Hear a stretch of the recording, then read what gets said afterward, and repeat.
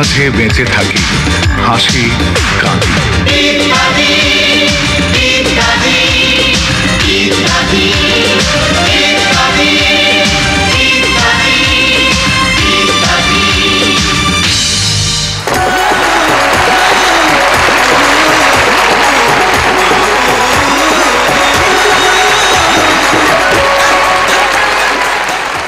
এই মিলনায়তন এবং এই মিলনায়তনের বাইরে এই মুহূর্তে টিভি সেটের সামনে যে যেখানে যে অবস্থায় এই অনুষ্ঠান দেখছেন সবাইকে জানাচ্ছি সাদর সম্ভাষণ।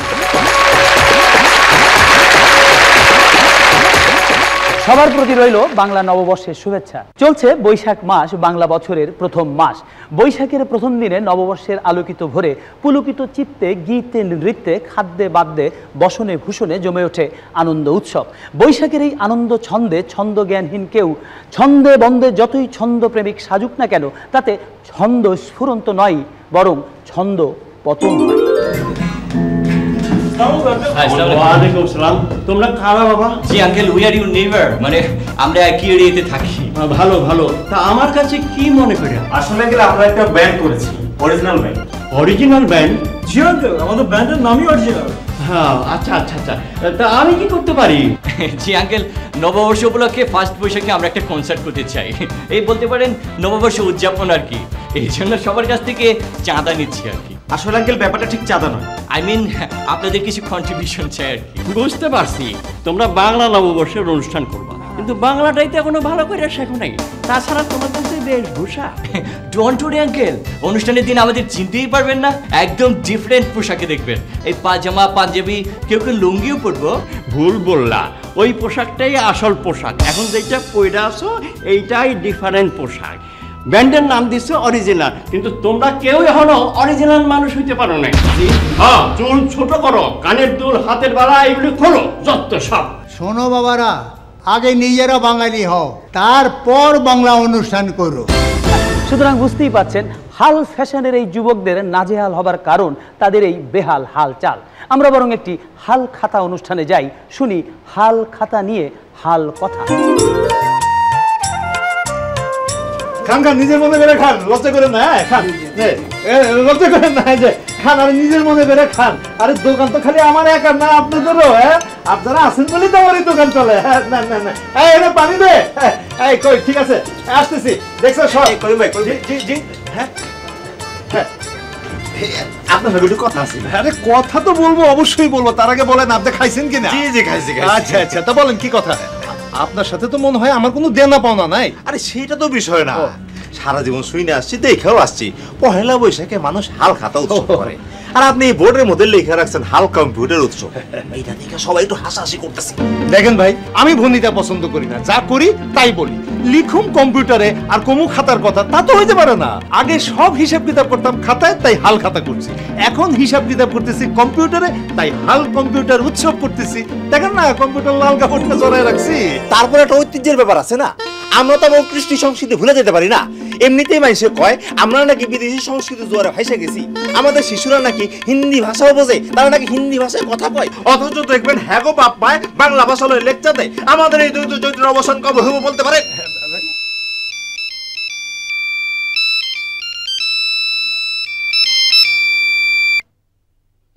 Miss call. আচ্ছা, আপনি ওই যে কি কইতেছিলেন দ্বৈত চরিত্রের অবসান কবে হবে? জি জি, আমাদের এই দ্বৈত চরিত্রের অবসান হওয়া উচিত। এটা অবসান হবে সেই দিন যেদিন আপনাদের মতো লোকের সংখ্যা কমবে।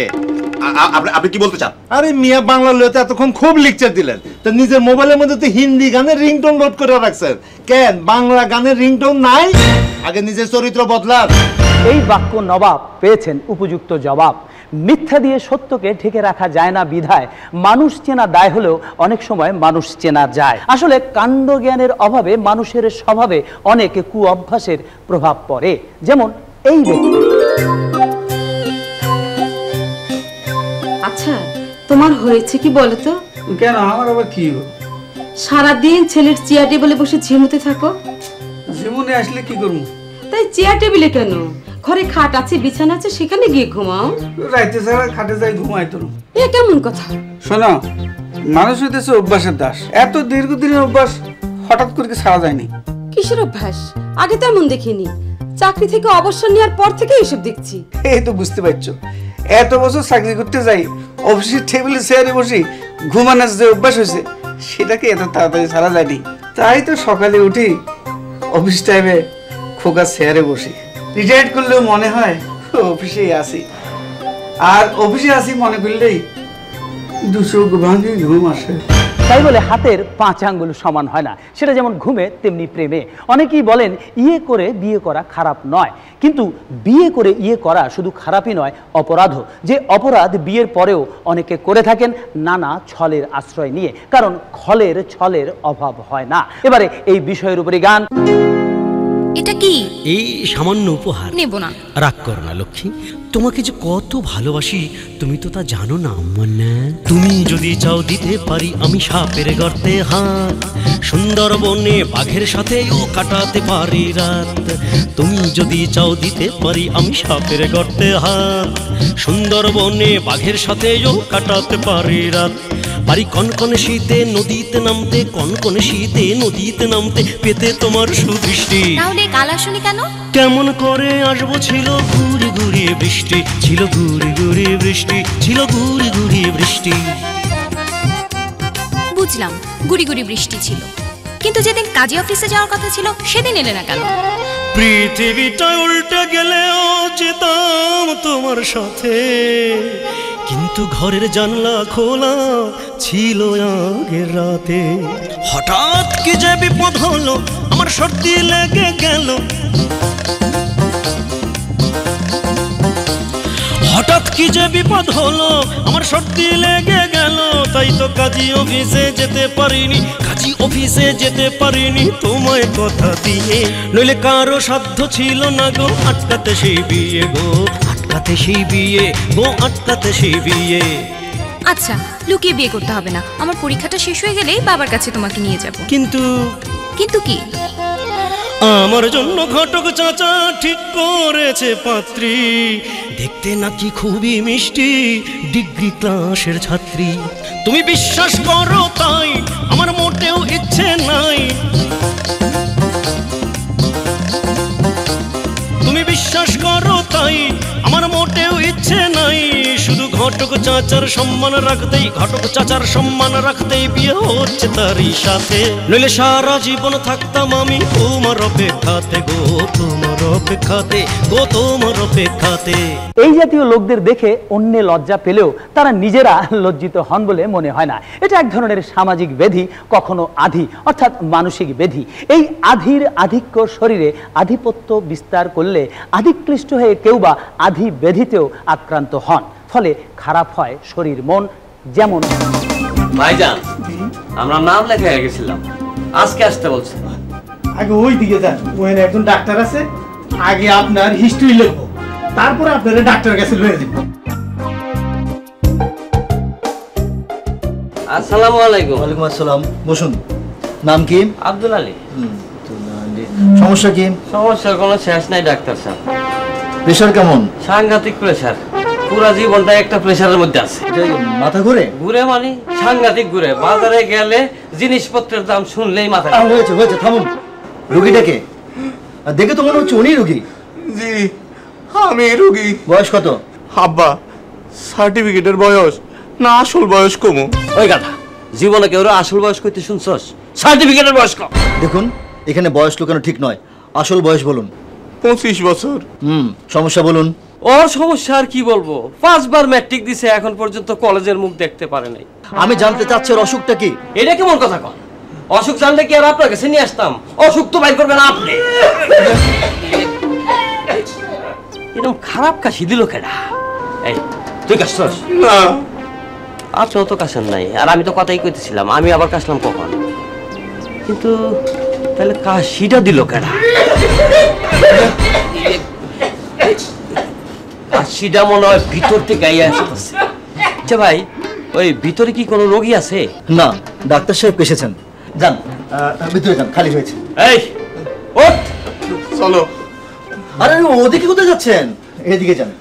না, এই ডাক্তার দেখাবো না। কেন বাবজান? আরে যেই ডাক্তার নিজের কাছে ঠিক করতে পারে না, সে তোর কি চিকিৎসা করবে? জলদি চল। আরে কাশটাছে কেমনে দেখছেন ভাই? আপনি জলদি ওনারে ডাক্তার দেখান। ডাক্তার আপনারই দেখানো উচিত, এবং সেটা মানসিক ডাক্তার। তাহলে বুঝতেন ডাক্তারও একজন মানুষ, তারও কাশি হতে পারে। কবিগুরু বলেছেন, বেধির চেয়ে আধি হলো বড়, অর্থাৎ রোগের চেয়ে দুশ্চিন্তাটাই হচ্ছে বড়। আমাদের সমাজের নানান অনিয়ম অসঙ্গতি দেখে অনেকেরই দুশ্চিন্তা হয়, ক্ষোভ জন্মায়। এই চিত্ত ক্ষোভ, চিত্ত দাহ, চিত্ত চাঞ্চল্য থেকে চিত্ত প্রশান্তির প্রত্যাশায় চিত্ত চিকিৎসকের কাছে গেছেন জনৈক ব্যক্তি। আপনার সমস্যা কি? সমস্যাটা যে কি সেটাই তো বুঝতেছি না। শরীরে কি কষ্ট হয়? আমার কোনো কষ্ট বা ব্যথা বেদনা নাই, কিন্তু আমার মনে হয় আমার চোখে, কানে, নাকে, গলায় কোনো অসুবিধা আছে। কি করে বুঝলেন? কানের কথাই ধরেন, চারিদিকে এই যে গাড়ির হর্ন, মাইকের বাজনা, বক্তৃতা, এসব শব্দ দূষণ আমার কানে খুব ডিস্টার্ব করে। অথচ সবাই কি সুন্দর শুনতেছে, কেউ কিছু বলে না। তাহলে নিশ্চয়ই আমার কানে কোনো সমস্যা আছে, নাইলে আমার অসহ্য লাগবো কেন? নাকেরও কি একই অবস্থা? অনেকটা। আমার বাড়ির সামনে রাস্তায় একটা ডাস্টবিন আছে, ময়লা উপচায় চারিদিকে আবর্জনা ছড়াই রয়েছে, অসম্ভব দুর্গন্ধ। অথচ অনেকেই নির্বিকার ভাবে দিনের পর দিন চলতেছে। তারা পারলে আমি পারি না কেন? নিশ্চয়ই আমার নাকে সমস্যা আছে। চোখ? চলতে ফিরতে আমার চোখে অনেক অসঙ্গতি আর অনিয়ম ধরা পড়ে, তখন অস্থির লাগে। যেমন একটা ঘটনা বলি, সেদিন দুইটা মাস্তান এসে মহল্লার একটা ছেলেরে সাংঘাতিক মারলো। মহল্লার সবাই চায়া চায়া দেখলো, কিন্তু কেউ কিছু বললো না। পরে চিন্তা করলাম, মনে হয় আমি ভুল দেখছি, নাইলে এমন একটা জঘন্য জিনিস দেখার পরও সবাই চুপ থাকে কেমনে? গলার প্রবলেম কি? সব জায়গায় লেখা থাকে আস্তে কথা বলুন। আমি মাইনাস হলে আস্তে কথা বলি, অথচ ধমক খাই। একদিন তো একজন কুয়ায় ফেলাইলো, গলা দিয়ে কি স্বর বাইরে না? তখন বুঝলাম মনে হয় আমার গলায় সমস্যা আছে। চিৎকার করে কথা না বললে ঝামেলায় পড়তে হইব। তো আপনার এই সমস্যার আমি কি সমাধান দেব? আমি তো মানসিক রোগের ডাক্তার। আপনি বলবেন আসলে মানসিক রোগীকে, আমি না যারা এইসব অনিয়মের সাথে জড়িত তারা। দর্শক মণ্ডলী, এবার আমরা আপনাদের একজন সংগ্রামী মানুষের সঙ্গে পরিচয় করিয়ে দেব। আত্মপ্রত্যয়ী এই সংগ্রামী মানুষটির নাম এম শাহনেওয়াজ, যিনি বর্তমানে সোনালী ব্যাংকের প্রধান কার্যালয়ে মাইক্রো ক্রেডিট ডিভিশনে সিনিয়র প্রিন্সিপাল অফিসার হিসেবে কর্মরত আছেন। অত্যন্ত স্বাভাবিকভাবে প্রতিদিনকার কাজ করলেও এ পর্যন্ত উঠে আসার পেছনে রয়েছে তার অদম্য উৎসাহ, দুর্জয় প্রচেষ্টা এবং সাধনা। একটি ছোট্ট শিশু জীবনের শুরুতে হামাগুড়ি দিয়ে হাঁটতে হাঁটতে একসময় দাঁড়িয়ে যায়, হাঁটতে শেখে। কিন্তু শাহনেওয়াজ সাহেব সারাটি জীবন কখনই হাঁটতে পারেননি। 52 বছর বয়সী এম শাহনেওয়াজ একজন শারীরিক প্রতিবন্ধী। হামাগুড়ি দিয়েই সারাটি জীবন পথ চলেছেন। স্কুল, কলেজ, বিশ্ববিদ্যালয়ে লেখাপড়া শেষ করে কর্মজীবনে প্রবেশ করেছেন। বাড়ি চুয়াডাঙ্গা জেলার আলমডাঙ্গার পুরাতন বাজারে। 3.5 বছর বয়সে পোলিও জ্বরে শরীরের নিম্নাংশ বিকল হয়ে যায়। বাবা, মা ও গৃহশিক্ষকের সহযোগিতায় নিজেদের বাড়িতেই প্রাথমিক শিক্ষা শেষ করেন। পরবর্তীতে আলমডাঙ্গা উচ্চ বিদ্যালয় থেকে মাধ্যমিক স্কুল সার্টিফিকেট পরীক্ষায় এবং আলমডাঙ্গা কলেজ থেকে উচ্চ মাধ্যমিক পরীক্ষায় পাশ করেন। স্কুলে সে আসতো, ওই গেট থেকে রিক্সা নামিয়ে দিয়ে যেত, সে হামাগুড়ি দিয়ে স্কুলে আসতো, তারপরে হামাগুড়ি দিয়ে স্কুলে চলাফেরা করতো। ছাত্র হিসাবে খুবই মেধাবী ছাত্র ছিল। একটা প্রতিবন্ধী ছেলে যে এত সুন্দর একটা ক্যারিয়ার সৃষ্টি করতে পারে, আর সেটা এই শাহনেওয়াজকে দেখলেই বোঝা যায়। এরপর ঢাকা কলেজ থেকে বিকম এবং ঢাকা বিশ্ববিদ্যালয় থেকে 1976 সালে এমকম ডিগ্রি লাভ করেন। আর্থিক অসচ্ছলতার কারণে ঢাকায় লেখাপড়ার খরচ জোগাতে পড়াশোনার পাশাপাশি বাংলাদেশ বেতারের বার্তা বিভাগীয় একটি খণ্ডকালীন চাকরি করেছেন তিনি। পড়াশোনার সময় মায়ের অসুস্থতার কারণে 1974 সালে তিনি বিয়ে করেন। 1980 সালে সোনালী ব্যাংকের চাকরির জন্য প্রতিযোগিতামূলক পরীক্ষায় সাফল্যের সঙ্গে উত্তীর্ণ হয়ে প্রবেশনারি অফিসার হিসেবে চাকরিতে যোগদান করেন। চাকরি জীবনের অধিকাংশ সময় কেটেছে চুয়াডাঙ্গা জেলার বিভিন্ন শাখায়। জনাব শাহনেওয়াজের 2 ছেলে ও 1 মেয়ে। শারীরিক প্রতিবন্ধী হওয়া সত্ত্বেও দৃঢ় মনোবল ও অদম্য ইচ্ছে শক্তি দিয়ে তিনি জয় করেছেন চলার পথের সকল প্রতিবন্ধকতা। আমরা এবার কথা বলবো এম শাহনেওয়াজের সঙ্গে। জনাব শাহনেওয়াজ সাহেব, আমরা জেনেছি যে আপনি অনেক কষ্ট করে লেখাপড়া করেছেন এবং অনেক সুস্থ স্বাভাবিক মানুষও লেখাপড়ার জন্য এতটা ত্যাগ স্বীকার করেন না।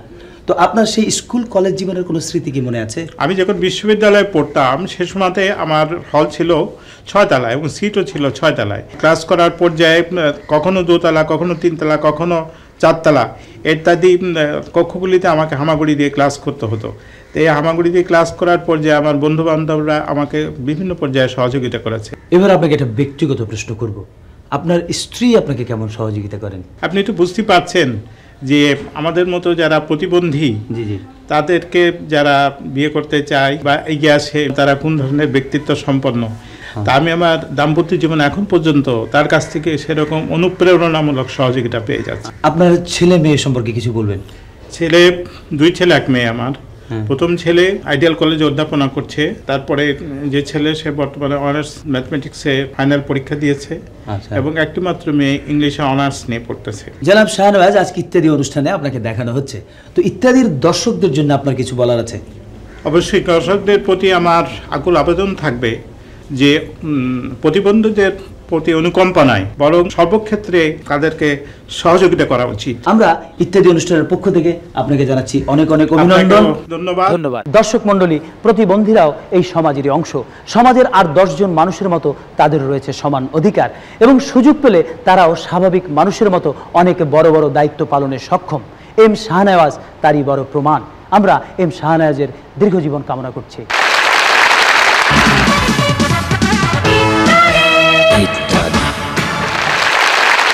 জীর্ণ পুরাতন যাক ভেসে যাক, এসো হে বৈশাখ, এসো এসো গাইতে গাইতে বাংলার সংস্কৃতি, বাংলা খাদ্য, বাংলা বাদ্য নিয়ে যথাসাধ্য হাঁক ডাক করে তাক লাগানো ঢোল ঢাক বাজিয়ে নানা বর্ণে সাজিয়ে আমরা পালন করেছি পহেলা বৈশাখ। আমাদের সেই বাঁধন হারা জোয়ারে এখন কিছুটা ভাটা, কিন্তু ইত্যাদি যেহেতু এবার বৈশাখী হচ্ছে, তাই আমরা এবারের পর্বে একটু বৈশাখের আমেজে রাখতে চাই। আমরা এবার পরিবেশন করব একটি ব্যতিক্রমধর্মী ফ্যাশন শো। এই ফ্যাশন শোতে যারা অংশগ্রহণ করবেন সব শিল্পীর হাতেই থাকবে একটি করে উপকরণ, যে উপকরণগুলো আমাদের গ্রাম বাংলার ঐতিহ্যের সঙ্গে সম্পৃক্ত। আপনারা ভালো করে এই ফ্যাশন শোটি লক্ষ্য করবেন। তাহলে শুরু হোক ফ্যাশন শো।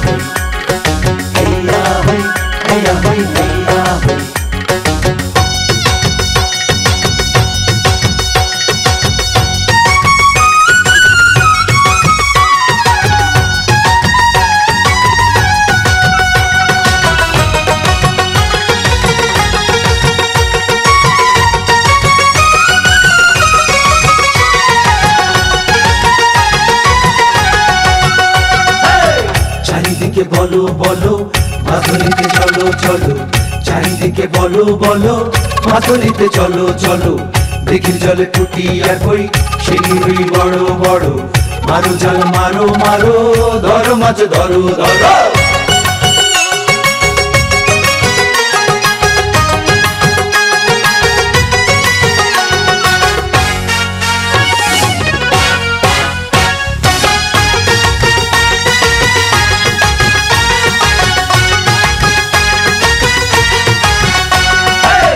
চারিদিকে বলো বলো ধান কাটিতে চলো চলো, চারিদিকে বলো বলো ধান কাটিতে চলো চলো, সবুজ মাঠে পাকা ধান গাই গান হাঁটি হাঁটি, কাটি ধান কাটি কাটি জোরে জোরে বাঁধি আটি।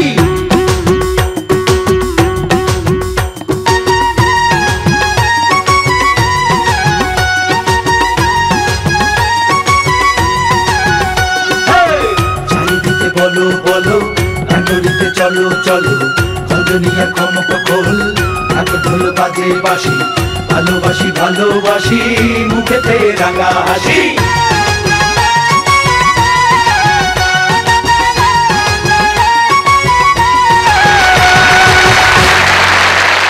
আমরা একটি চমৎকার ফ্যাশন শো দেখলাম। এই শিল্পীরা চমৎকারভাবে অংশগ্রহণ করেছেন এই ফ্যাশন শোটিতে। এই ফ্যাশন শোটির আগে আমরা বলেছিলাম এদের হাতের উপকরণগুলোর উপরে আপনাদের লক্ষ্য রাখার জন্য। এবারে এই উপকরণগুলো থেকে আপনাদেরকে প্রশ্ন করব, যিনি সবার আগে সঠিক উত্তর দিতে পারবেন তিনি এই পর্বে আমাদের এখানটায় আসবেন। তাহলে আমি শুরু করছি। আমরা দেখেছি গ্রাম অঞ্চলে প্রদীপ বা বাতি রাখার জন্য একটি বিশেষ বস্তু ব্যবহৃত হয়, অর্থাৎ এই বস্তুটি, এর আভিধানিক নাম কি? যিনি সবার আগে উত্তর দিতে পারবেন তাকে আমরা মনোনীত করবো।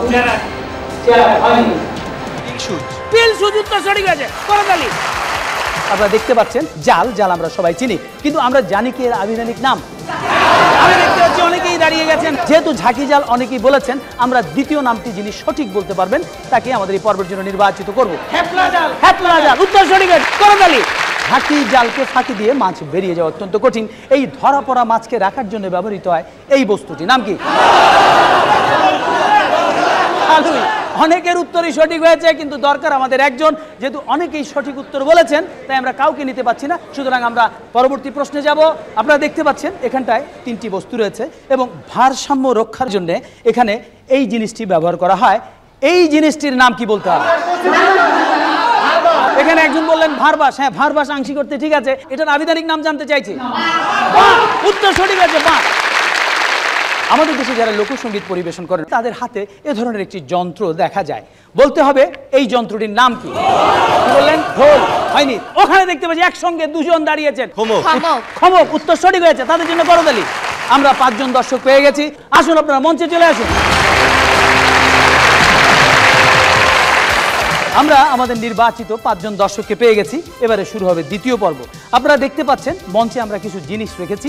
এখানটায় রয়েছে জাতা এবং এখানটায় রয়েছে বাঁক, বাহক বা কারো কাছে ভারবাস, রয়েছে ঝাঁকি জাল, খঞ্জনি এবং কুলা। কুলার মধ্যে কিছু চালও রয়েছে। তার আগে আমরা একটা লটারির ব্যবস্থা করব। লটারিতে এই 5টি বস্তুর নাম লেখা রয়েছে। যার ভাগ্যে যে বস্তুটি উঠবে তাকে তার ব্যবহার করে দেখাতে হবে। শুরুতে আপনাদের সঙ্গে পরিচিত হওয়া যায়। আপনার নাম? হেলাল। হেলাল। সাদিয়া। সাদিয়া। তাপস। রুমানা। গৌরব। গৌরব। আপনারা এখান থেকে একটা করে কাগজ তুলে নিন। হ্যাঁ, আপনার কি পড়েছে? কুলা। আপনার পড়েছে কুলা। আচ্ছা, দেখি। অঞ্জনি। জাল। জাল। আপনার? জাতা। জাতা। আপনার? হ্যাঁ, আপনার পড়েছে বাক। তাহলে আমরা শুরু করি। এদিক থেকে শুরু করা যাক। হেলাল সাহেব শুরু করুন আপনি। যদিও কাজটি মহিলাদের, তারপরে দেখা যাক পুরুষ হিসেবে আপনি এটা কিভাবে করেন।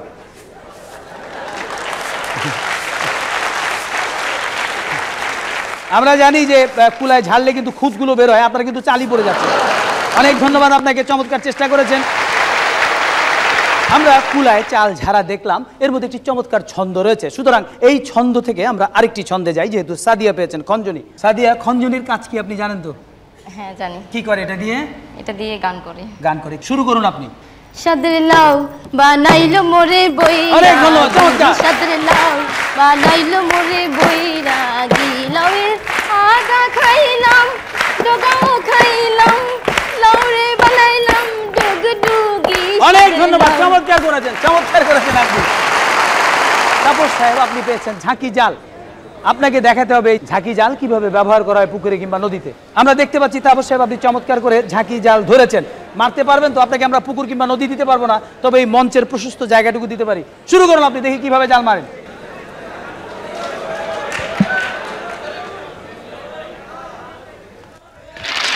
অনেক ধন্যবাদ, চমৎকার মেরেছেন, চমৎকার ঝাঁকি জাল মেরেছেন। গৌরব সাহেবের পড়েছে জাঁতা। এর ব্যবহার সম্পর্কে আপনি জানেন?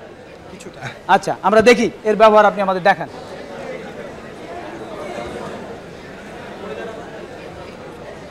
গৌরব সাহেব, ভুল জায়গায় আপনি এই কাঠিটি ঢুকিয়েছেন। হ্যাঁ, এখানটায় ঢুকাতে হবে। হ্যাঁ হ্যাঁ হ্যাঁ, অনেক ধন্যবাদ। তার কিছুটা ঘুরেছে। জাতা নিয়ে আপনার একটু জাতা অবস্থা হয়েছে। হ্যাঁ, অবশ্যই। অনেক ধন্যবাদ আপনাকে। আপনি পেয়েছেন বাঁক। যারা এটা ব্যবহার করে তারা যেভাবে এই বস্তুটি নিয়ে চলাচল করে, আপনাকে সেভাবেই ছন্দে ছন্দে চলে আমাদের দেখাতে হবে। শুরু করুন আপনি। রাখবেন নাকি দই মিষ্টি, দই মিষ্টি। আপনার কষ্ট হচ্ছে, আমি বুঝতে পারছি। অনেক ধন্যবাদ। আমরা দেখতে পেলাম এরা 5 জনই এই জিনিসগুলোর ব্যবহার সম্পর্কে পরিচিত, কিন্তু বাস্তবে এরা কখনোই এটা ব্যবহার করেননি। তাই চেষ্টা করেছেন ভালো করার জন্য। আমি বলবো চমৎকারই করেছেন। তবে আমার মনে হয় সবচেয়ে ভালো করেছেন ঝাঁকি জাল এবং যিনি দিয়েছেন খঞ্জনির তাল। তাই দুজনই বোধহয় ভালো করেছেন। তারপরও আপনাদের কারো নিরাশ হবার কিছু নেই। আপনাদের সবার জন্য রয়েছে কেয়া কসমেটিক্স লিমিটেডের সৌজন্যে আমাদের কাছে সবসময়ের জন্য মূল্যবান পুরস্কার এবং শ্রেষ্ঠ উপহার এই বই। কারণ আমরা মনে করি বই হচ্ছে 2টি মলাটে আবদ্ধ জ্ঞানের আলো। আর রয়েছে গাছ, কারণ গাছ হচ্ছে পরিবেশ বন্ধু। এছাড়াও রয়েছে কেয়ার গিফট সামগ্রী। এই পর্বে অংশগ্রহণ করার জন্য আপনাদের সবাইকে অনেক অনেক ধন্যবাদ। ইদানিং নববর্ষ পালনের রীতিতে পান্তা প্রীতি বেশ লক্ষণীয়। এদিন অনেকেই পান্তা প্রেমে পান্তুয়া ছেড়ে শান্তিতে কিংবা পান্তিতে করে পরম শান্তিতে পান্তা খেতে ছোটেন বৈশাখী মেলায়। বৈশাখের ব্যবসা গরমেও কোথাও কোথাও জমে ওঠে পান্তা ব্যবসা। বিচিত্র সব দোকান, বিচিত্র সব নাম। আসেন ভাইজান, আসেন আসেন, শুভ নববর্ষ। শুভ নববর্ষ। বৈশাখী মেলায় ঘুরতে এসে আমাকে দোকানে বসে 2টা পান্তা ভাত যদি না খাইয়া যান, তাহলে মেলায় আসার আনন্দটাই মাটি হয়ে যাবে। কিন্তু এই যে লিখেছেন আধুনিক পান্তা ঘর, পান্তা আবার আধুনিক হয় কি করে? ওই পান্তার চরিত্রটা ঠিক রাখা আমরা পান্তার উপর কিছু নতুন পদ্ধতি বের করেছি আর কি।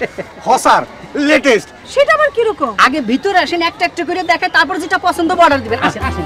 এই যে দেখেন বিভিন্ন সাইজের পান্তা এখানে সাজানো আছে। আমন পান্তা, ইরি পান্তা, মিনিকেট পান্তা, নাদিশাল পান্তা, পান্তা বিরিয়ানিও আছে। পোলার চাল দিয়ে তৈরি করছি। পোলার মধ্যে পানি ঢেলে দিয়ে এটা তৈরি করা হয়েছে। আচ্ছা এখানে লিখেছেন তাজা পান্তা।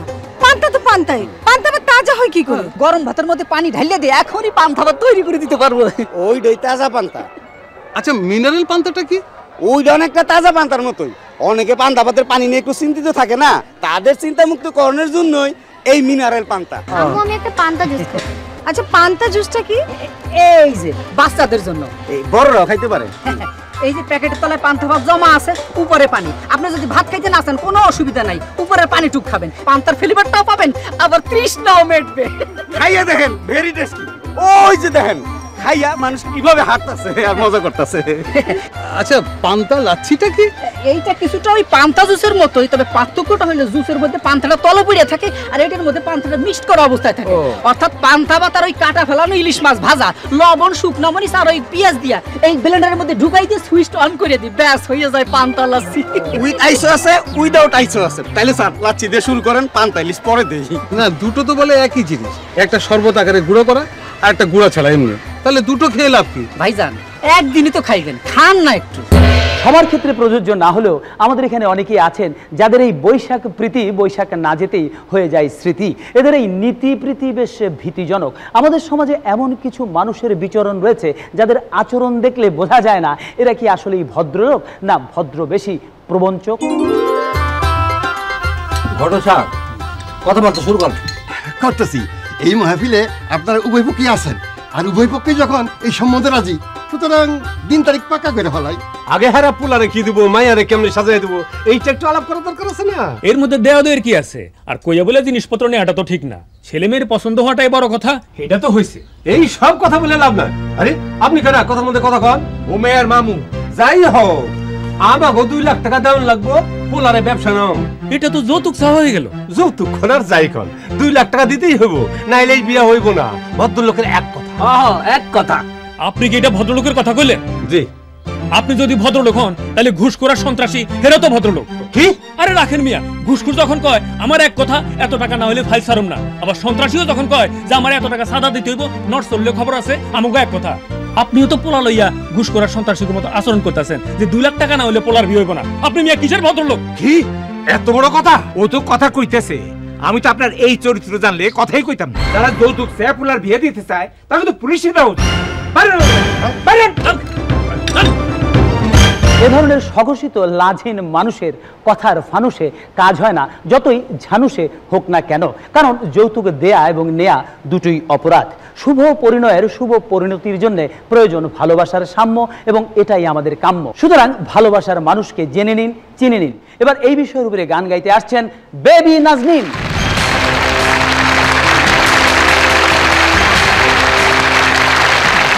বেবি নাজনীন যে গানটি আমাদের শোনাবে, এই গানটির কথা লিখেছেন কবির বকুল, সুর করেছেন আলী আকবর রূপু এবং রাজেশ, সঙ্গীত পরিচালনা করেছেন আলী আকবর রূপু। চলুন শোনা যাক গানটি।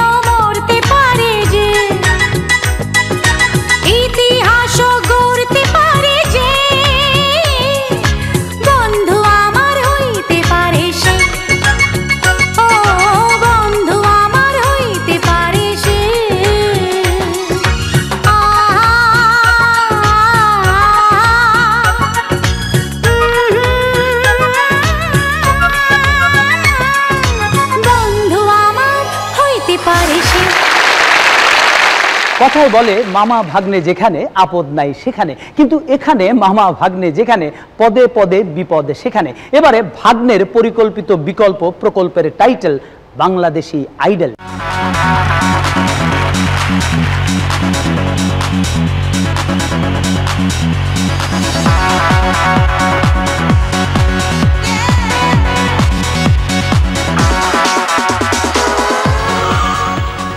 মামু কি দেখলা, কি বুঝলা?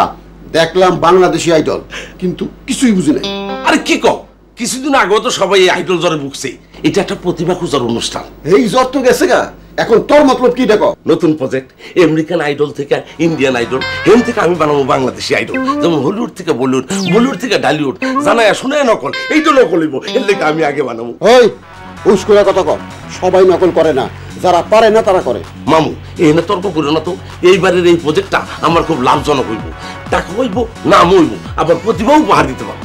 সব বুঝলাম, তোর ওই আইডল আমিও দেখছি, কিন্তু তুই যখন অগমতো যাচাই বাছাই করতে যাবি তখনই স্বজন প্রীতি শুরু হইব, টাকা খাওয়া খাই শুরু হইব, আবার বিভিন্ন মহল থেকে টেলিফোন আইব, আমার আর্টিস্ট জানি বাদ না যায়, তাহলে কিন্তু খবর আছে। তাছাড়া সবচাইতে বড় কথা হইলো এইটা একটা নকল অনুষ্ঠান, আমি নকল পছন্দ করি না, নতুন আঙ্গিকে নতুন কিছু কর। তাইলে আমি আইডল করুম না, এতটা টাকা খরচ করে আমি গ্রাফিক্স বানাইলাম। করবি, তোর ওই আইডলই করবি, তবে তোর ওই আইডলের বানানটা একটু পরিবর্তন করতে হইব।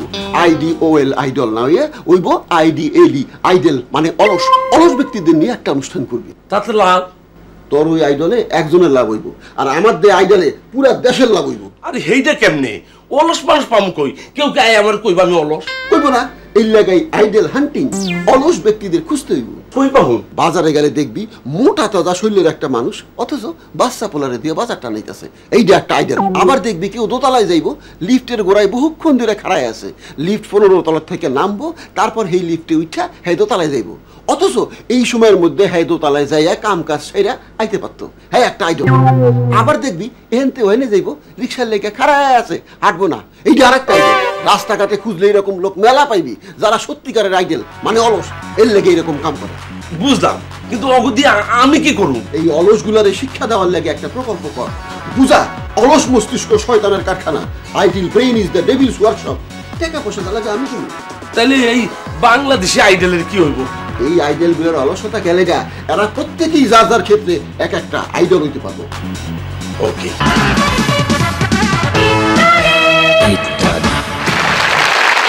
এই আকাশ সংস্কৃতির বিকাশের যুগে হুযুগে এবং বিভিন্ন সুযোগে হয়েছে অনেকে চ্যানেল, অনেক প্যানেল, রয়েছে অনেক নাটক, অনেকে নাট্যকার, অনেক অ্যাক্টর, অনেক ডিরেক্টর। তেমনি এক ডিরেক্টরের সেটে এসেছেন আমাদের রিপোর্টার। দেখা যাক তিনি লেন্সে কি ধরলেন, কি করলেন আবিষ্কার। Artist ready? ডেকে যাব। Camera action. সত্য করে বলো, তুমি আমাকে ভালোবাসো কিনা? বলছি তো, আর কতবার বলবো, বাসি না বাসি না বাসি না। দর্শক মণ্ডলী, আমরা এখন একটি নাটকের সেটে এসেছি। এখন আমরা সরাসরি কথা বলবো নতুন একটি মেগা সিরিয়ালের পাত্র পাত্রীদের সঙ্গে। মেগা সিরিয়ালের নাম যেখানে গিয়ে থামে। চলুন আমার সাথে একটু বামে। এতদিনের প্রেম ভালোবাসা কি মিথ্যে? এখন আমি কথা বলবো এই নাটকের পরিচালকের সঙ্গে। কাট ইট! দিলেন তো ভাই সব গন্ডগোল কইরা। এই জিনিস তো আর পামু না। কোন জিনিস? এই সংলাপ, এই অভিনয়। অভিনয়টা হয়তো ভিন্ন রকম হতে পারে, কিন্তু সংলাপ তো না পাওয়ার কথা না? স্ক্রিপ্ট আছে না? কি যে বলেন, সে তো অনেক অনেক দিন আগের কথা। স্ক্রিপ্ট মুখস্থ করে পাঠ করার দিন আর নাই। এখন তো অনেকে লোকেশনে বসে স্ক্রিপ্ট লেখে, এক পাতা দুই পাতা করে আর্টিস্টকে দেয়, জায়গায় বসেই মুখস্থ, জায়গায় বসেই পাঠ। বলেন কি? শুধু তাই না, অনেকে আবার স্ক্রিপ্টও দেয় না, মুখে মুখে ডায়লগ বলে দেয়। আর্টিস্ট আর তোতা পাখির মতো সেই ডায়লগ বলে যায়। আপনারা তো তাহলে বেশ মেধাবী। মেধাবী বুঝি না, যত বেশি প্রোডাকশন তত বেশি আয়। এর চাইতে লেটেস্ট পদ্ধতি আছে। সেটা কিরকম কিরকম? এই তো কিছুদিন আগে একটা শুটিং করলাম, স্ক্রিপ্টও নেই, ডায়লগও নেই। পরিচালক এসে বললো দৃশ্যটা হবে নায়ক নায়িকার মান অভিমান নিয়ে, এবার শুরু করেন। তো স্ক্রিপ্ট ছাড়া আমরা কি করব? আমি আর নায়িকা প্র্যাকটিস করতে লাগলাম। প্র্যাকটিস শেষে পরিচালককে বললাম শট নেন। উনি বললেন শট ওকে, অর্থাৎ আমাদের ওই প্র্যাকটিস অবস্থায় উনি শুটিং করে ফেললেন। খুব নাকি রিয়েলিস্টিক অভিনয় হয়েছে। তাহলে তো বলা যায় এক অর্থে আপনারাও নাট্যকার। বলা যায় মানে নাট্যকার তো বটেই, এবং ওনারা অনেকে আবার ডিরেক্টর। শুনুন শুনুন, ওনার নাটক করার পদ্ধতি কিন্তু আরো লেটেস্ট। সেই জন্যই তো ওনার উপরে রিপোর্ট করতে এসেছি। তা শুনেছি আপনার নতুন সিরিয়ালের নাম দিয়েছেন যেখানে গিয়ে থামে। এ ধরনের নাম দিতে গেলেন কেন? কারণ আমি নিজেই জানি না নাটকটা কোথায় গিয়ে থামবে। এটা নির্ভর করছে আয় রোজগারের উপর। আয় ভালো হলে পর্ব বাড়বে, আর খারাপ হলে থেমে যাবে। এবার আপনার নাটকের নির্মাণ পদ্ধতি সম্পর্কে একটু বলুন। এটা হচ্ছে উপস্থিত নাট্য রচাভিনয়। এই ধরনের শব্দ তো আগে কখনো শুনিনি। স্কুল কলেজের উপস্থিত গল্প বলা প্রতিযোগিতা থেকে আমরা এই আইডিয়াটা নিয়েছি। ধরেন 4টা চরিত্র আছে, একজন অভিনয় শুরু করলে সে যেখানে থামবে সেখান থেকে আরেকজন সংলাপ শুরু করবে, এইভাবে চলতে থাকবে। ব্যাস 20-22 মিনিট হয়ে গেলে কাটিট এক পর্ব কমপ্লিট। তা আপনার ভবিষ্যৎ পরিকল্পনা কি? আগামীতে আরো এক ধাপ এগিয়ে যাব, তখন শুধু নাটকের নাম বলে দেব। যেমন ধরেন আশা ছিল হচ্ছে নাটকের নাম, ব্যাস আশা নিয়ে শিল্পীদের কথা হবে, তর্ক হবে, বিতর্ক হবে, এইভাবে 22 মিনিট হলেই কাটিট। দর্শক মণ্ডলী, পৃথিবীতে আর কোথাও এই ধরনের স্ক্রিপ্ট ছাড়া বা জায়গায় বসে নাটক করার মতো মেধাবী লোক আছে বলে আমার জানা নেই। আপনাদের আছে কি? মোহাম্মদ আশরাফ আলী বাবু পোড়াদহ কুষ্টিয়া থেকে লিখেছেন, 21 শতাব্দীর মানুষ যেমন স্বাস্থ্য সচেতন তেমনি পরিবেশ সচেতন, কিন্তু রেলযাত্রীদের ব্যবহারের জন্য রেলগাড়িতে রয়েছে মলমূত্র পড়ার নির্দিষ্ট জায়গাবিহীন বিশেষ ধরনের টয়লেট।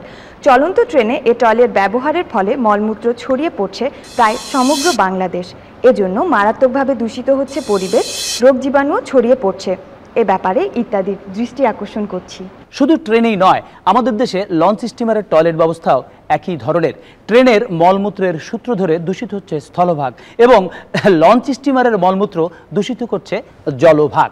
উন্নত বিশ্বে ট্রেন স্টিমারে এ ধরনের দূষণ কল্পনাও করা যায় না। বিশ্ব এগিয়ে চলছে, আমাদের দেশে স্বাস্থ্যসম্মত টয়লেট নির্মাণে আর কত লেট হবে তা কর্তৃপক্ষই ভালো বলতে পারেন। তবে সুস্থ পরিবেশের জন্য এ ব্যাপারে আশু ব্যবস্থা গ্রহণ করা উচিত। ঢাকা থেকে আরিফ বাদল, চট্টগ্রামের পটিয়া থেকে মাসুদ, খুলনা থেকে কাজল, সুফিয়া সহ আরও অনেকে প্রায় একই বিষয়ে চিঠি লিখে ইত্যাদির কাছে জানতে চেয়েছেন, আমরা যদি কোনো অসঙ্গতির বিষয়, কোনো মজা বা আশ্চর্য জিনিসের খবর কিংবা কোনো প্রতিভাবান ব্যক্তির খবর জানাই বা লিখে পাঠাই, তাহলে তা ইত্যাদিতে প্রচার করা হবে কিনা? নিশ্চয়ই আপনাদের পাঠানো বিষয়গুলো যদি প্রচারযোগ্য হয় অবশ্যই তা প্রচার করা হবে, কারণ আপনাদের নিয়েই তো ইত্যাদি। আমাদের কাছে চিঠি লেখার ঠিকানা পরিচালক ইত্যাদি, জিপিও বক্স নম্বর 2674, জিপিও ঢাকা 1000, আর ইমেল করতে পারেন ইত্যাদি 2674@gmail.com এই ঠিকানায়। মোবাইলের মাধ্যমেও আমাদের সঙ্গে যোগাযোগ করতে পারেন। আপনার মোবাইলের মেসেজ অপশনে গিয়ে আই লিখে একটি স্পেস দিয়ে আপনার বক্তব্য লিখে পাঠাতে পারেন 2580 এই নম্বরে, যে কোনো মোবাইল থেকে। ধন্যবাদ। আমরা প্রায় দেখি নাতি নানাভাবে নানান সময়ে নানাকে নানার্থক নানা জানা অজানা প্রশ্নে বিব্রত করে তোলে। সুতরাং নানার সাথী যখন নাতি, তখন মাতামাতি তো হবেই। নানা এত মনোযোগ দিয়ে কি লিখতেছো? বক্তৃতা। আজ ক্লাবে একটা সম্বর্ধনা অনুষ্ঠান আছে, ওইখানে বক্তৃতা দেওয়া লাগবে। কিন্তু বৈশাখ মাস শেষ হইতে না হইতে এখনই বক্তৃতা লিখতেছো ইংরেজি দিয়ে। ওই বৈশাখ মাসের সাথে ইংরেজি বক্তৃতার সম্পর্ক কি? এই তো একটা ভুল কথা কইলে। বৈশাখ মাস হলো বাংলা নববর্ষের প্রথম মাস। নববর্ষের 15টা দিন যাইতে না যাইতে এখন ইংরেজি শুরু করলা, এটা কি ঠিক? এই তুই না জানে শুনে বকবক করতেছিস কেন? তুই জানিস কেন আমি ইংরেজিতে লিখতেছি? জানার দরকার কি? আমরা তো ইংরেজির ব্যাপারে এমনিতেই একটু বেশি অ্যাডভান্স। দেখো না, ইংরেজি নববর্ষ শুরু করি রাত্রে 12টার পর থেকে, আর বাংলা নববর্ষ শুরু করি সকালে সূর্য ওঠার পর থেকে। তারপরেও পার্থক্য আছে। ইংরেজি নববর্ষে উচ্ছৃঙ্খলতা ঠেকাইতে হাজার হাজার পুলিশের দরকার হয়, আর বাংলা নববর্ষে পুলিশ লাগে না। হাজার হাজার মানুষ মনের আনন্দে ঘুরে বেড়ায়, কেউ বাধা দেয় না। তুই এখন যা, আমরা লেখা দেখ। না না, এখনো তো ইংরেজি দিয়েই লিখতেছ। মনে করলাম এত কথাবার্তার পর তুমি বাংলা দিয়েই বক্তৃতাটা দিবা। ওই পণ্ডিত, ওইখানে এক বিদেশিরে সম্বর্ধনা দিতে হবে, তাই ইংরেজিতে বক্তৃতা দিতে হবে। হইছে? এখন মুখ বন্ধ কর। মুখ তো বন্ধ করতেই চাই, কিন্তু পারি না। এই যে বক্তৃতা শুরুতেই লাগছো লেডিস এন্ড জেন্টলম্যান, ঠিকই তো আছে। ঠিক হলো কেমনে? এইটাও বুঝিস নাই? না, কারণ ম্যান মানে পুরুষ মানুষ, ওমেন মানে মহিলা, লেডিস মানেও তাই। তো ম্যান রে কইতাছো জেন্টলম্যান, আর লেডিস রে খালি লেডিস। কে লেডিস রে কি জেন্টল না? জেন্টলম্যান হইলে জেন্টল ওমেন হইতে দুষ্টা কি? হ্যাঁ, বাংলাতে আবার ঠিকই কও, ভদ্র মহিলা, ভদ্র মহোদয়গণ। এখন কি নারী পুরুষ নিয়ে গবেষণা শুরু করছিস নাকি? কিছু কিছু মানুষ আছে অন্যের ভুল ধরে বেড়ায়, নিজের ভুলটা চোখে দেখে না। তুই হচ্ছে সেই পাড়ার মানুষ। আমার ভুল নাকি কও? কাছে কইতেছি, কাছে গেলেই মারবা। এত সাতাসুতি না কইরা কইলি তুই তো আমি জানি না, পারো না আবার সেটা উঠো। দেখ মাথা ঠান্ডা করে সত্য। আচ্ছা তো নানার আচরণে নাতির মনে ভীতির সঞ্চার হলেও কিন্তু তাদের মধ্যে রয়েছে একটি প্রীতিময় সম্পর্ক। তবে অপ্রীতিকর অবস্থা হয় তখন যখন কোনো অশিক্ষিত ধনী ব্যক্তি অর্থ প্রতিপত্তির প্রতাপে প্রতিষ্ঠিত হয়ে প্রতিনিয়ত প্রতি বাক্যে প্রত্যেককে প্রভাবিত করতে চায়, যেমন এই ব্যক্তি। ইঞ্জিনিয়ার, ওই জ্যামতে কইছি সব ঠিকঠাক মতো হয়েছে তো? জি হয়েছে। করলা তো লালেন, কি কইছে কোন তো? না মানে বাড়িতে ঢুকলে যেন মনে হয় আপনি অত্যন্ত রুচিশীল, শিক্ষিত, সাংস্কৃতিক মনা, আপনি অত্যন্ত ধনী ব্যক্তি, আপনার অনেক টাকা আছে। তো বাড়ি থাকবেন কবে? আগামী সপ্তাহে।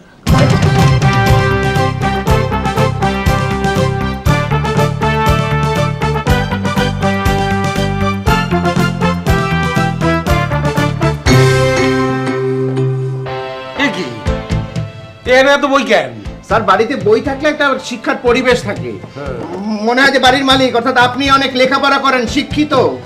এত পাতলা পাতলা বই কেন? মোটা বই কিনতে পারলেন না? আমি কি আপনার টাকা কম দিছি? স্যার মোটা বই হলেই দামি হয় না, এটা নির্ভর করে বিষয়বস্তুর উপর। এটা যেমন জীবনানন্দ দাশের বই। দূরবি আপনি পেশার বেরেন না, বেশি কথা কয়।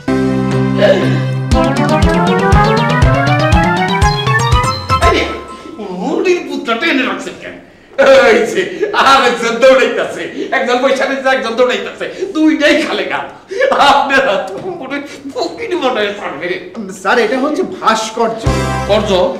আরে লক্ষ লক্ষ টাকা দিলাম, তারপরে করছো বললেন কেমনি? কর্য না ভাস্কর্য, শিল্পকর। দেখেন এই সব আমারে বুঝেন না। এই মাটির পুতলা যদি এখানে রাখতেই চান তাহলে ওরা সুটটাই পিন্দায় রাখেন, টাকা পয়সা তো আমি দেবো। আপনার অসুবিধাটা কোথায়? এইটা কিটা? ছবি। আপনি যে সংস্কৃতি মানা, এই ছবি এবং এই মূর্তির মাধ্যমে সেটা বোঝা যাবে। টাকা পয়সা খরচা কইরা আমি এই দোতারা বাজাই না ছবি এরকম করে তাও দুইটা। কেন মাইকেল জ্যাকসনের ছবি রাখতে পারলেন না? হ্যাঁ গান গায় না, এর টাকা আছে, আমারও টাকা আছে, এর তো কিছুই নেই। স্যার বাউল শিল্প দেশীয় সংস্কৃতির পরিচয় বহন করে। ইঞ্জিনিয়ার সাহেব পুরা বাড়ি বানাইলেন বিদেশি জিনিস দিয়া, এখন একটা দোতারা ঝুলাইয়া দেশের গান গাইতেছেন? হ্যাঁ হাই হাই রে, করছেন কি আপনারা? তুমি আমার নারী নির্যাতনের কেসে ফালাই দিবেন কেন স্যার? কেন স্যার কি সব কয়টা মুখ বেজার করেন না? ছবি দেখলে মনে হয় বাদ দেই না, কাপড় দেই না, খড়ি কি নয় তাও একটা না তিনটা। শোনেন, শিগগির আগো মুখে হাসি দেয় যাতে মনে হয় ওরা শান্তিতে আছে। আপনারা তুমিও আমার 12টা বাজে ছাড়বেন, আল্লাহ জানে আমার বেডরুমের অবস্থা কি। আসেন আমার এইটা দেখা। স্যার এটাই হচ্ছে মাস্টার বেডরুম। কি কোন? আবার কোন দি? Master bedroom. মাস্টারের বেডরুম? মাস্টার বেডরুম দিয়ে কি করব? হ্যাঁ হলো মাস্টার মানুষ, পোলাপান গায়া পড়াইবো, পড়াই দিয়া চলে যাবো, তার বেডরুমের দরকারটা কি? আপনারা গিয়ে মিয়া আমি টাকা পয়সা দিয়া মাস্টারের বেডরুম বানাইতে কইছি নাকি? না স্যার, এটা হচ্ছে প্রধান বেডরুম, আর প্রধান বেডরুমকে মাস্টার বেডরুম বলা হয়। আপনি মিয়া আমারে বুঝাইতে পারবেন না। আপনি ঠিকই বলেছেন, আমি আপনাকে বোঝাতে পারবো না। আপনার এই কাজটা দিয়ে আমার ভুল হয়েছে। আর আমারও ভুল হয়েছে আপনার মতন মানুষের কাজটা নিয়ে। এই ভুলের মূলে গেলে বোঝা যায় সঙ্গত অসঙ্গত বোঝার মতো ক্ষমতা যার নেই তার অবস্থা তো হবে এই, সে যেই হোক না কেন। আমরা এবার ইংরেজি ছবির বাংলা সংলাপের পর্বে আসি, অর্থাৎ দৃশ্যগুলো বিদেশি, সংলাপগুলো বাংলায়। সম্মানিত ক্রেতাবিন্দু, আমাদের গ্যারান্টি ডেভেলপমেন্ট কোম্পানি থেকে আপনাদেরকে অভিনন্দন। এখনই আমাদের বিল্ডিং ডাইরেক্টর এই বিল্ডিং সম্পর্কে সব আপনাদের বুঝাই দিবে। উনি আসতেছেন, ওই যে নক করছে, আসি গেছে। আমাদের মতিঝিল এবং সোলনবিলের প্রজেক্ট দুটা এরকমই হবে। এটা একটা 12 তলা মাল্টি স্টোরেড বিল্ডিং। আচ্ছা, এটা তো ছোট কেন? বলতে পারেন আমাদের প্রজেক্ট দুটা এরকমই হবে। এত ছোট করে থাকবো কি করে? এখানে থাকবেন আপনারা, কে কইছে? এটা তো বড় হবে, ডাঙ্গর হবে, তারপরে আপনি থাকবেন। আচ্ছা, আপনাকে বিলঝিল প্রজেক্টে কি কি ফ্যাসিলিটিস আছে? কোনটা রেখে কোনটা বলি? প্রাকৃতিক সৌন্দর্যে ভরপুর উত্তরমুখী বাড়ি, কিন্তু দক্ষিণা বাতাস পাবেন। এইভাবে ঝিল বানিয়েছি, আর ঝিলের পরে এই যে দেখেন এখানে আম গাছ আছে, জাম গাছ আছে, এখানে মাদার গাছ আছে, এখানে রেন্ডি গাছ আছে, গাছে গাছে পাখি, সারাদিন খালি পাখি সব করে রব। আপনাদের রব শোনাই যাবে না। আমি কিন্তু মান্দার গাছের কোনার ফ্ল্যাটটার জন্য ইন্টারেস্টেড, তো সাইডে লই যাবেন কবে? ওইখানে এখন বিষাদ পানি, আপনারা টাকা দেবেন, বালু ভরাবো, তারপরে সাইড দেখবেন। এখন দেখতে হলে তো ডুব দিয়ে দেখতে হবে, ডুবুরি ডুবুরি। আচ্ছা আপনাদের এই প্রজেক্টের অনুমোদন আছে তো? পারমিশন আর কি। আজ পর্যন্ত কেউ তো কাগজপত্র দেখায় ফ্ল্যাট বেশি নেই, কেউ চাইও নাই, তবে যদি কিছু ঘটে তখন চাই বটে। না মানে কিছু ঘটলেও তো কাগজপত্র খুঁজে পাওয়া যায় না। না মানে বলতেছিলাম যে ভাবিয়া করিও কাজ করিয়া ভাবিও না। আপনার ভাবনা আপনি ভাবেন, আমরা ভাবিয়াই নিচু জমি ভরিয়া বিক্রি করিয়া খাল ধরিয়াছি। এখন খাল ভরিয়া নদীর দিকে হাত বাড়াইয়া নদী ভরিয়া যখন সাগর নিয়ে ভাবিতেছি তখন আপনারা ফোরন কাটিতেছেন। ডু ইউ নো আমাদের নেক্সট প্রজেক্ট কি হবে? বে অফ বেঙ্গলে, অর্থাৎ বঙ্গোপসাগরে। এই যে খাল বিল নদী নালা সাগর মহাসাগর ভরাইয়া আমরা কি সুন্দর মহাপরিকল্পনা দিয়েছি, আর আপনি মিয়া জিগান আমি কি অনুমোদন পাইয়াছি? হাই মিয়া, অনুমোদন নিয়ে এইসব কাজ হয় কি করিয়া? না আমারও তো একই প্রশ্ন, অনুমোদন পায় কি করিয়া? কিছু মনে করিয়েন না, আমার ওই যে মান্দার গাছের কোনার যে ফ্ল্যাটটা এটা ক্যান্সেল করলাম। না না না না না, আমার কথায় আহত হবেন না, তাহলে আমি ব্যতীত হব। প্লিজ ক্যান্সেল করবেন না। ওই মান্দার গাছের জায়গা আপনার জন্য ফিক্সড রেখেছি, কিছু বুকিং মানিয়ে দেন। এখন বুকিং দিলে TV motorcycle free. Thank you. I am sorry. আপনারা যদি বলেন সরি তাইলে আমি কি করি, প্রয়োজনে ডিনার সেট এবং জরোয়া সেট দেব ফ্রি। আপনি যদি ফ্ল্যাটটা ফ্রি দেন আমি বলবো আই এম সরি, কারণ আগে হলো জীবন এই দেহ ঘড়ি। দর্শক মণ্ডলী, গত 29 মার্চ 2005 জনপ্রিয় সঙ্গীত শিল্পী খালিদ হাসান মিলু তার অসংখ্য গুণগ্রাহী ভক্ত সহকর্মীদের অশ্রুসিক্ত করে চলে গেছেন লোকালয় ছেড়ে লোকান্তরে। তার সুললিত কণ্ঠ বাংলা আধুনিক গানের জগতে তাকে শুধু প্রতিষ্ঠাই এনে দেয়নি, দিয়েছিল খ্যাতি, অর্থ, যশ ও জনপ্রিয়তার অনন্য স্থান।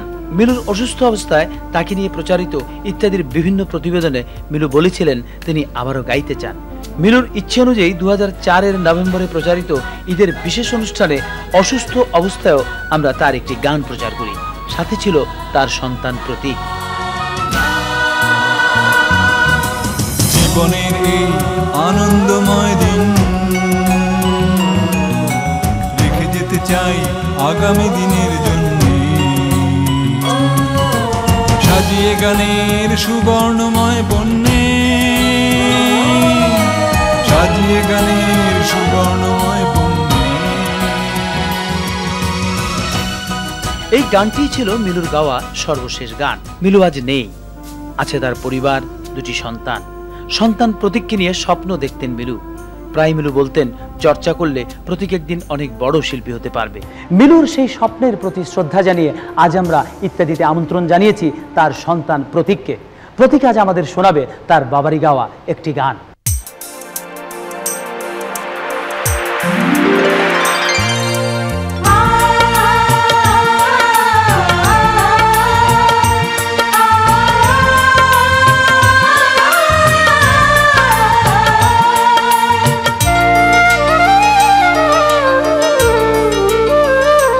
যে প্রেম স্বর্গ থেকে সে জীবনে অমর হয়ে রয়, যে প্রেম স্বর্গ থেকে সে জীবনে অমর হয়ে রয়, সেই প্রেম আমাকে দিও, জেনে নিও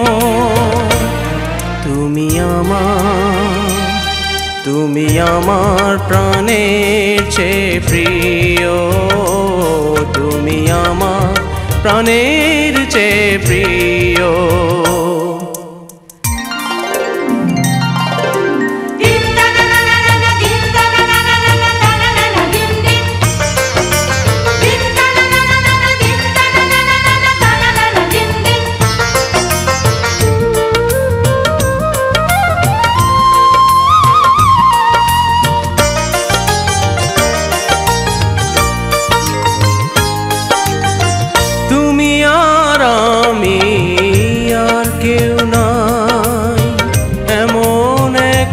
যদি পৃথিবী হয়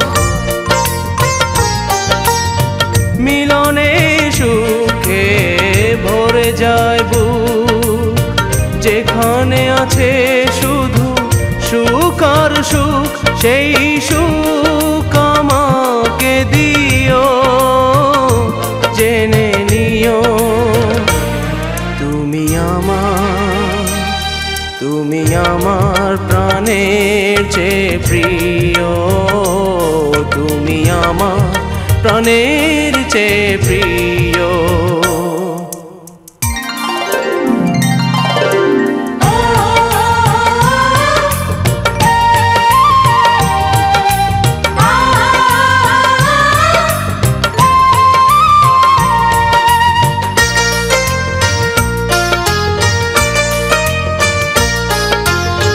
চাই না কিছুই তো জীবনে আর, তোমার মুখটা যদি দেখি একবার,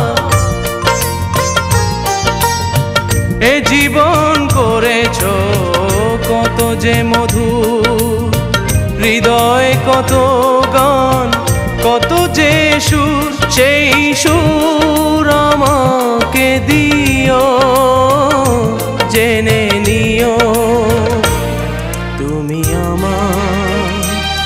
তুমি আমার প্রাণের চেয়ে প্রিয়, তুমি আমার প্রাণের চেয়ে প্রিয়।